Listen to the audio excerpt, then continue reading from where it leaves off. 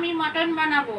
মটনটাকে টক দই আর আদা রসুন এর পেস্ট দিয়ে আমি ম্যারিনেট করে রাখবো। একটু হলুদের গুঁড়ো, একটু লঙ্কার গুঁড়ো দিয়ে ম্যারিনেট করে রাখছি।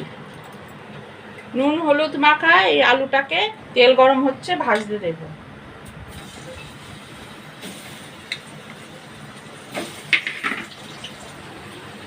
আলুটা ভাজা হয়ে গেছে, এবার তুলে নেব। এবার একটু তেল দিলাম,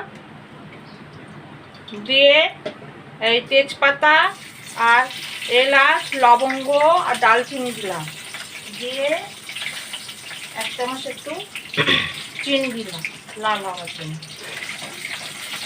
একসাথে দেবো। এবার পেঁয়াজ আর টমেটোটাকে ভাজতে দেবো। ভাজা হয়ে গেল তারপর আবার হ্যাঁ, আদা রসুন টক দই আর লঙ্কার গুঁড়ো হলুদের গুঁড়ো দিয়ে এটা ম্যারিনেট করে রেখেছিলাম আধ ঘন্টা। এবার সেটা দিয়ে দেবো, দিয়ে আবার কষবো।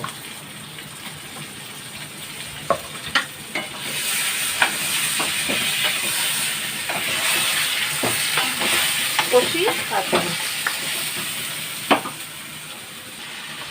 এক চামচ শুকনো লঙ্কার গুঁড়ো, এক চামচ কাশ্মীরি লঙ্কার গুঁড়ো আর নুন, 2 চামচ নুন আর ধনের গুঁড়ো দিয়ে করবো, একটু জিরের গুঁড়ো দেবো না, আর একটু হলুদ দিয়ে আবার কষবো।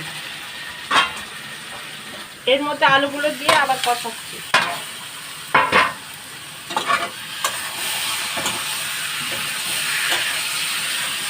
এবার একটু চাপা দিয়ে কষাবো। কষাকষি শেষ হয়ে গেছে, এবার অল্প করে জল দিয়ে প্রেসার কুকারে দেবো। প্রেসার কুকারে দেবো না, প্রেসার কুকারে দিয়ে ঢাকনাটা বন্ধ করবো আর 2-3টে সিটি দিয়ে দেবো। ঠিক আছে, রেডি হয়ে গেল আমার মটন কারি। এবার নামাবো।